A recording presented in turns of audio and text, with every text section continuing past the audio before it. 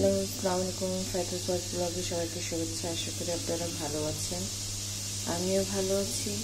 এখানে আমি পুরো একটা কদু নিয়ে নিলাম, ছিলে কেটে নিলাম সুন্দর করে, দেখতে পাচ্ছি সবটা এক সমান করে করে কেটেছি।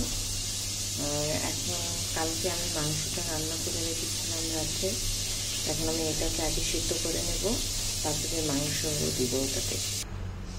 আমি এই যে কদুটা দিয়ে দিলাম, কদু লাউ যেটাকে বলা হয়। তো আমি এখন এটাকে নাড়াচাড়া দিয়ে দেবো, একটু লবণ দিয়ে দিব। এখানে আমি লবণ আর সামান্য একটু মরিচ গুঁড়া আর হলুদ গুঁড়া দিয়ে দিয়েছি। এখন এটাকে নেড়ে চেড়ে দেবো। আর আজকে রাত্রে যেহেতু সবে বরাত, তো আমাদের অনেকগুলো কাজ বাকি আছে। এবার আমি কিছুই রান্না করতে পারিনি, যেহেতু আমার ছোট বাবু, তাহলে আমি কিছুই রান্না করতে পারছি না, কারণ ওকে নিয়ে অনেকটা বিজি থাকতে হয়, ঘরের কাম কাজটা করতে হয়। এখনো কারা কারা কোরআন শরীফ পড়ে শেষ করেছি, আমি এবার কিছুই করতে পারিনি, অনেক কষ্ট লাগছে, কিছু করার নেই। তো আজকে রাত্রে সবাই নামাজ আছে,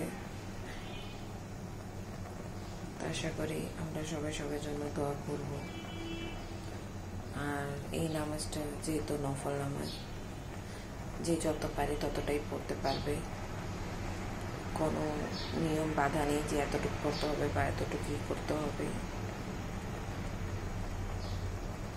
তো আমি এটা এখন নেড়ে চেড়ে দেবো, নেড়ে চেড়ে দিয়েছি।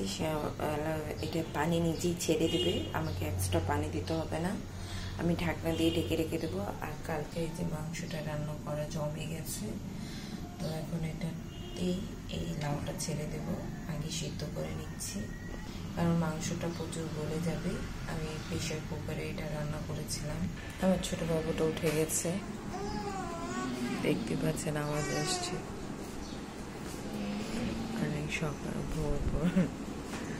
আর আমি রান্না করতে উঠেছিলাম, তো বাবুকে এতটাই করতে পারিনি। তো ও এখন উঠে গেছে, ও চিৎকার দিচ্ছে। কি হয়েছে?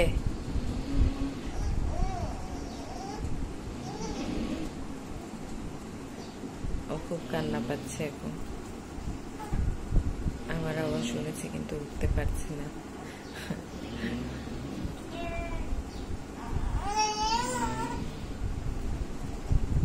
আল্লাহ হাফেজ, সবাই ভালো থাকবেন।